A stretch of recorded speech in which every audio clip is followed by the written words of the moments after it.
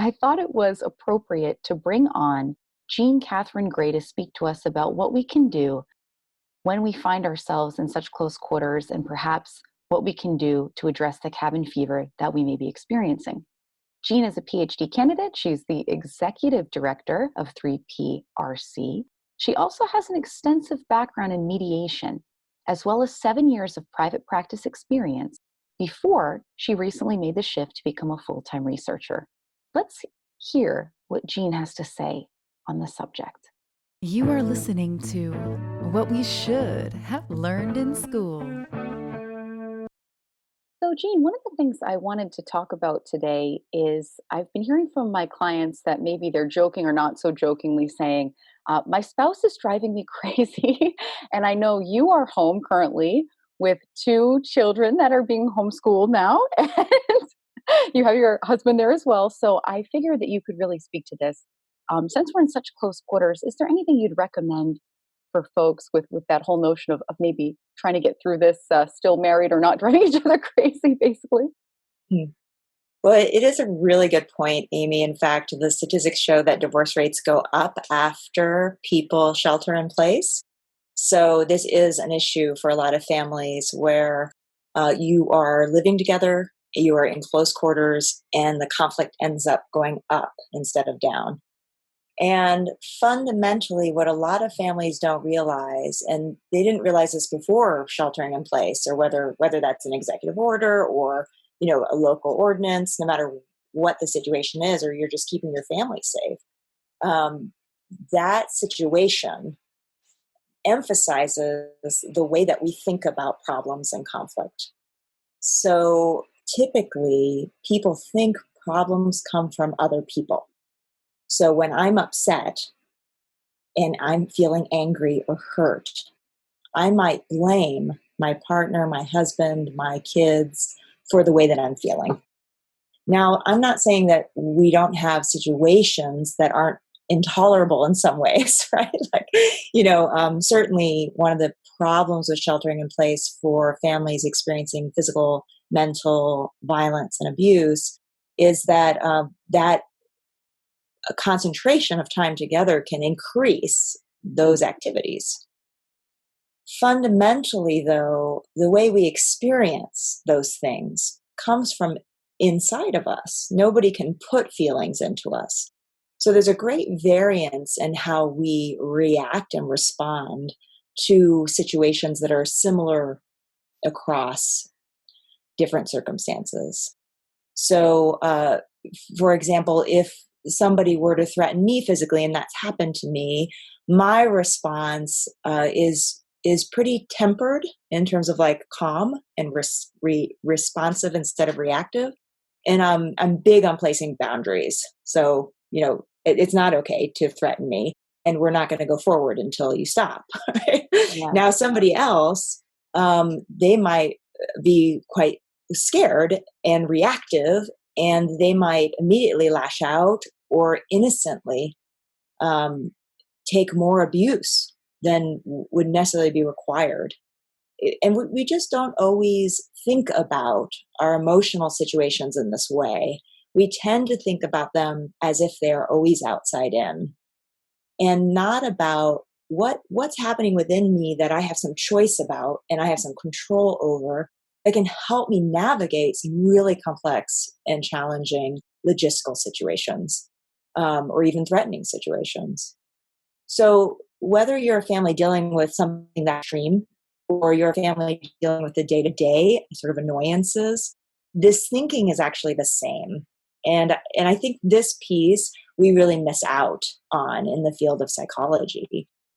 We've noticed in research that our experience comes from the inside out. We've demonstrated that in terms of how the brain works and the function of the brain. And we've noticed that helping people understand that actually gives them some psychological relief, emotional relief, and then relief from the situation. But as a field, we really haven't grappled with something that really spiritual movements have pointed to really well in some arenas, and something like the three principles of health realization as a spiritual movement has pointed to But psychology really hasn't grappled with the inside out nature of our experience and how that can compound and create problems for us, or how that can alleviate and help us respond. And that's a choice that we have that sometimes we don't even know we have innocently. Yeah, I think that would be my next kind of question. If someone's listening out there and feels kind of drawn to what you're saying, but doesn't even know where to start, or might be thinking, well, are you saying that it's my fault then? That it's something I should control, that I shouldn't be so grumpy with my spouse or my child? Can you elaborate a little bit more on that, Jean? Absolutely. And it's a great question, an important question, because if you went away from this conversation thinking, I can control it and I'm at fault, then that would not be true. So fundamentally, that is not true. It's not your fault and you can't control it. One thing we do know, though, is that thought is a regenerative system. It's a constantly flowing system. You can think about thought like a river. It is always flowing. And the more it flows in a certain area, the more indentation it makes. So you think about how a river goes deeper and deeper into the grooves of the landscape. Thought is like that too. If you rethink and rethink and rethink something, you'll get deeper and deeper grooves in your neural pathways. And like a river, thought changes direction over time.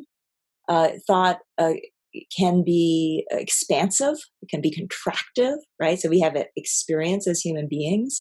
In fact, when you hear people talk about their personal experience, you'll hear them say, well, I felt free, I felt expansive, I felt relaxed, open.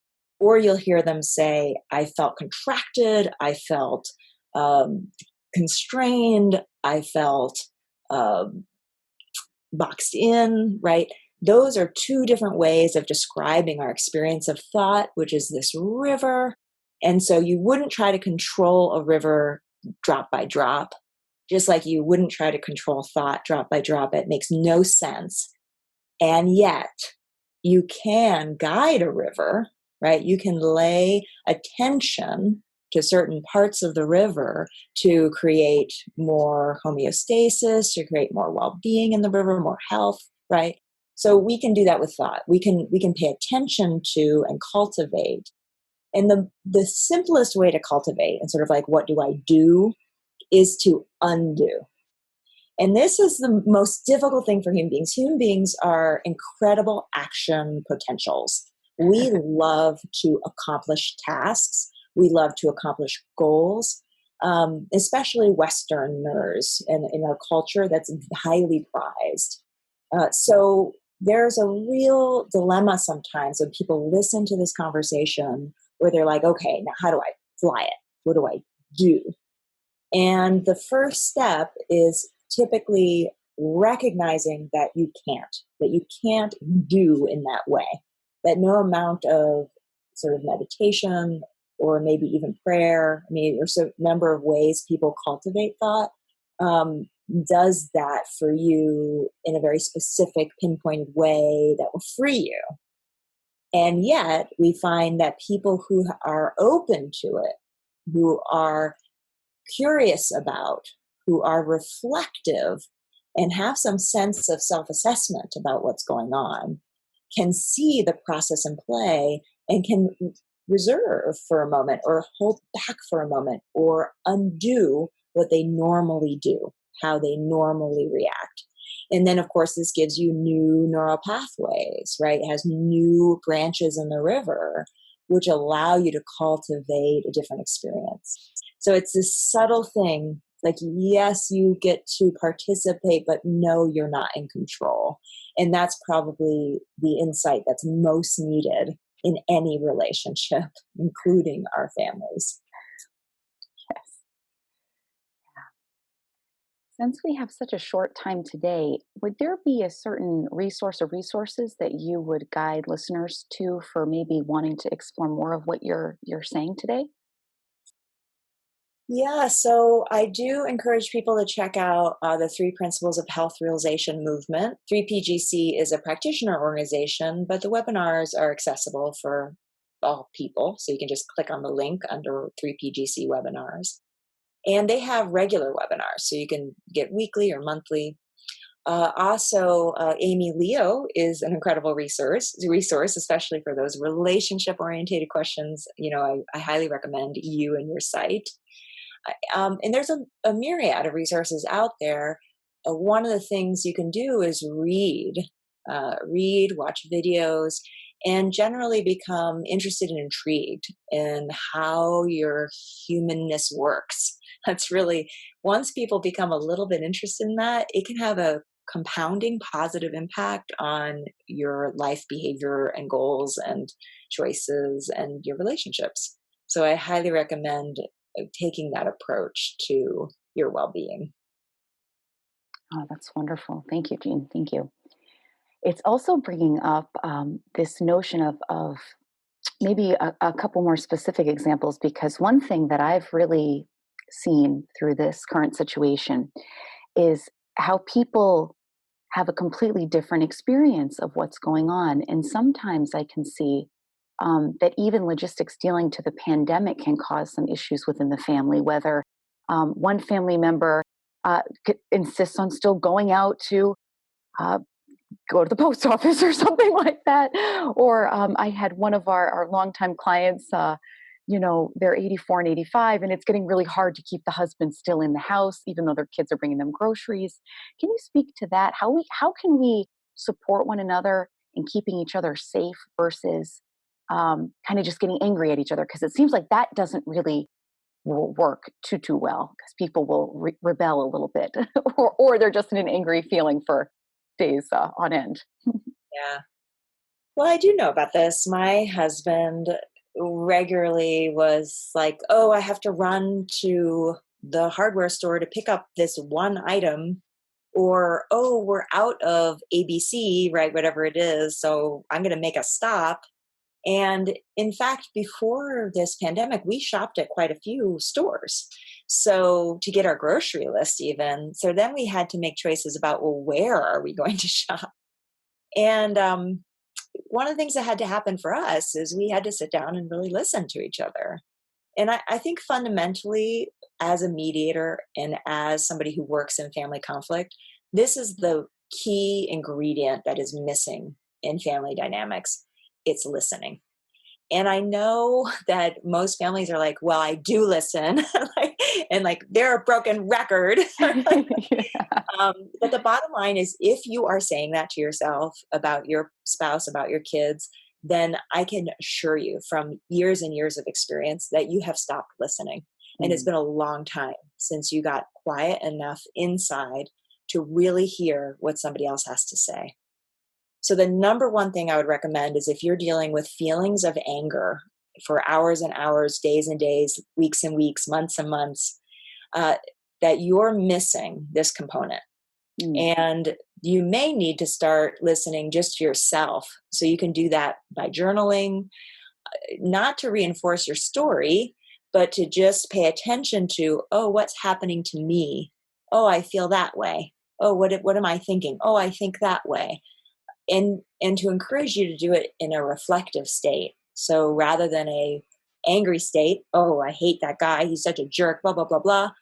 uh, okay, this is what I'm feeling, this is what I'm thinking, this is what I'm seeing. I am really taking responsibility for your experience. I see that I am having this experience. And then the invitation is to expand that listening beyond yourself to another person. And I would say, if you can, start with somebody who is easy. So call a friend and say, I'm doing some listening exercises for myself. I'd love to just listen for 10 minutes. Now, this can feel awkward because I'm actually telling you not to talk. Don't say, oh, I know exactly what you mean, or, oh, that happened to me when I was 5, or whatever the thing is. Really want to encourage you to drop what's on your mind and just listen to the other person. Just let them share and tell them you're going to do that. Say, I'm practicing something. Would you be willing? And maybe you even have a friend who'd be willing to do that by Zoom or by phone, just for 10 minutes each. I'm just going to talk it all. I'm just going to talk. Now, the key here is, this is a listening exercise. So it's not a reinforcement of what you believe exercise. It's really attending to, how am I listening right now? Where did I go while I was listening? Did I get so busy with my own personal thinking that I didn't even hear what they said? And so you can do a check-in with each other, like, how busy was I when I was listening? You can ask them, did you feel like I was listening? Mm. Amazing the impact on the brain for listening. And people don't realize this, but when we get really quiet internally, our brain actually has these really good feel good hormones. There's connection that happens. And so there's a positive experience that occurs. So you are the first beneficiary of listening, really, literally, physically, and emotionally, and mentally. And then the second beneficiary is the person who you're listening to, who also gets to slow down the brain and just allow thought to flow through. Now, there's a wonderful resource called the Thinking. It's I'm going to forget. Maybe we could post it later. Sure. The thinking There's environment. What'd you say? Thinking Thinking Environment. environment. Yep. Yeah, Thinking Environment is a great book, especially her second book. And certainly anything that helps you become a little distant from your story, from your busy mind, from your idea that you're right, right? Whatever that is. And then the last person you want to try that on is somebody who you're in conflict with. So you get a little practice under your belt, and then maybe somebody in your home. Maybe you have more than one person. Pick the easiest one, and the next time you're interacting with them, and hopefully not while you're in a fight, just like you're making a meal or something day to day you always do. Pay attention to your listening. Invite yourself to really listen and notice what you've not been noticing, because fundamentally what people do is we anticipate what's going to happen and we lay the groundwork for that. We look for those answers. We look for the expected. Our brains are organized that way. And so we have to really consciously break out of that habit or pattern in order to understand another person. So the impact of this is that the outcomes begin to change. And you can't know that unless you try it for yourself, right? I Mm. can't tell you the outcomes are going to be different until you experience that for yourself. So that would be something to report back to Amy, Leo, and I on is I did this and here's what I experienced. Get some guidance from a mentor or coach or three principles facilitator. Get some help with, oh, there's something that can happen over here that can fundamentally change my experience, and that changes outcomes. And so that's worth every investigation. Mm. And then if that doesn't work, maybe we should just chain people to the radiator and not let them out of the house. Or just kidding. Don't recommend chains. Just kidding. And in fact, if you're feeling so angry that you're going to hurt someone, I recommend you reach out. I mean, Yeah. that Yeah. fundamentally, there's nothing more damaging than violently lashing out at your partner, either verbally or physically. And it doesn't help you feel better. Yeah. It perpetuates itself. Yes, it's human to have reactivity. And yes, it's not required. So there are other pathways you can engage and you can get support for that. Yeah. So fundamentally, I want to encourage people to do that, whether that's, getting a better understanding of your humanness and how that works, of your mental health and where you access that, or even through mediation and support. Those are worthwhile endeavors for Yeah. any family. Yeah. Yeah. Exactly. And again, there's a piece that's also possible of those moments of compassion when you see that we're in a global situation of unknown, and Mhm. people are afraid, and people are dealing with that in different ways. And I think that helps to take the judgment out, or to take the sting out of it a little bit when you have those moments where that you're realizing everyone's going through this in their own way, and again trying to really communicate in a way that is practical and can keep everyone as safe as possible, but without all the extra emotion and Yeah. reactivity. Or you can arm yourself with facts. So Mm. that, the facts are that if you wash your hands appropriately, and feel free to watch a video on that, if you wear a mask, you don't touch your face, right? These kinds of facts keep you safe. And so there might be ways for a couple to logistically navigate if they can listen to each other logistically navigate their different mental health needs as they navigate this pandemic. And so I really encourage people, get the facts, right? Sit down, listen to each other, and make decisions based on risk assessment rather than reactivity, emotional reactivity. And the last thing I want to say is we have this sort of cultural belief that the unknown is scary, but the unknown is fundamentally unknowable. That does not mean it is scary. And it's difficult for us to peel those layers apart. We so believe that I don't know, so I should be scared. That's not a definite. That's not a certainty. So I really want to invite people to challenge yourself. Like, is that true? Is the unknowable just scary? Or is it just unknowable? And so we need to navigate with what's known and share from where we are. I just encourage families to do that as much as possible. Great, Jean. Thank you. I think if you have a little bit more time, I have one more question, Okay. which is kind of on the other side of it, because I think, is your mom still, she's out of state, sheltering in place in a different state? Yeah. So I typically live with my mother, or my mother lives with me, depending on how you want to. And she was on vacation when this went down, and she decided to stay where she was. Part of that was we were worried about her traveling back. Hmm. She's in a hot zone, so we were worried about her just making the trip back. Yeah. And then part of that was because we have more family members here, and she's isolating alone. She's actually at higher risk here with us, even though we are also social distancing. So we felt like it was a good choice for her to stay where she was. Yeah, and this is actually something I've seen very common also in my family because my husband's from Finland. So we have a whole other side of the family that's in Finland.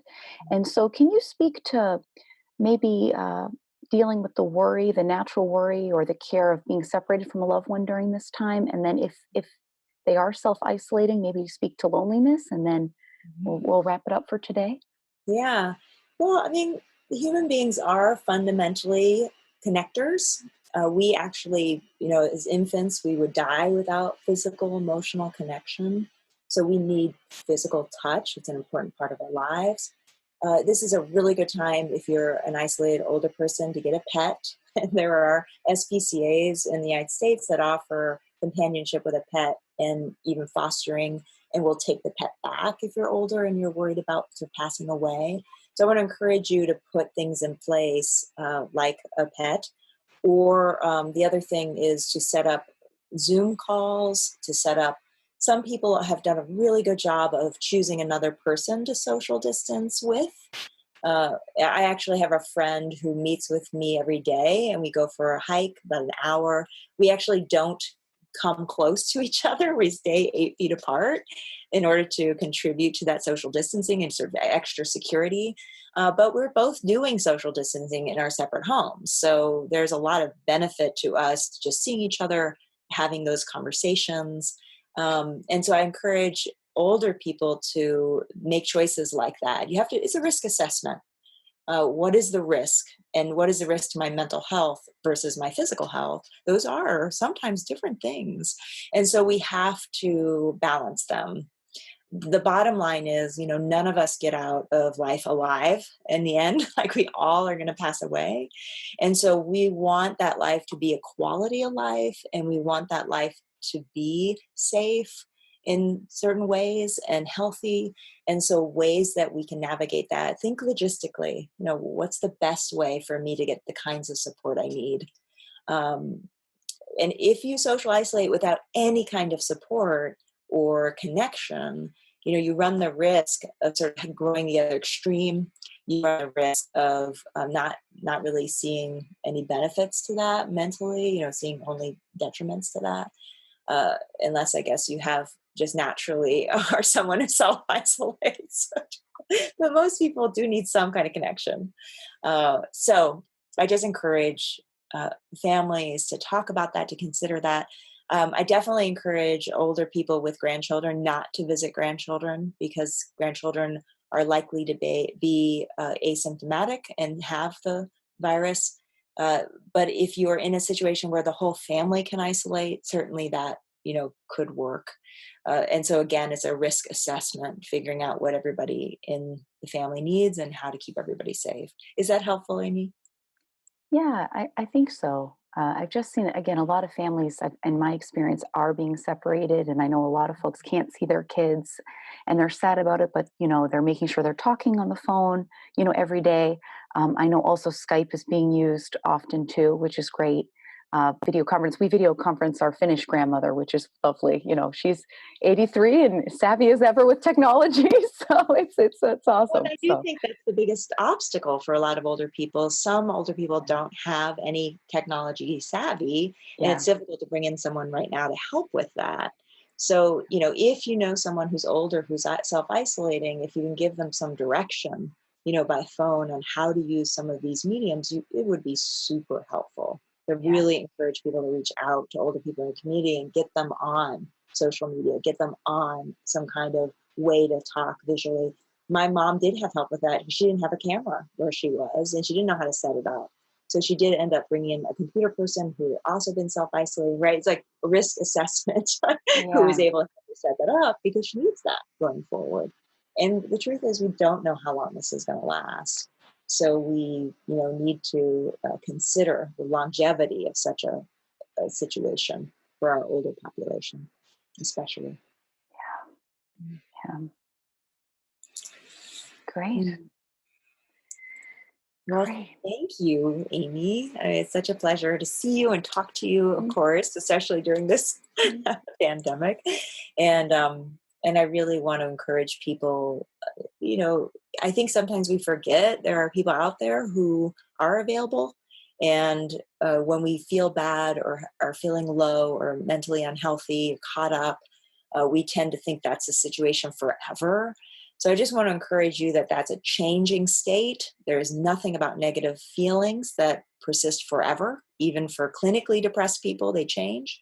And so I want to encourage you not to buy in to that thinking, or buy into the thinking there's something fundamentally wrong with your spouse, but really invite you to reach out, make connections, get support, and listen to yourself and listen to others. You've been listening to What We Should Have Learned in School. If you found this to be helpful, I really encourage you to share it with a friend or a family member.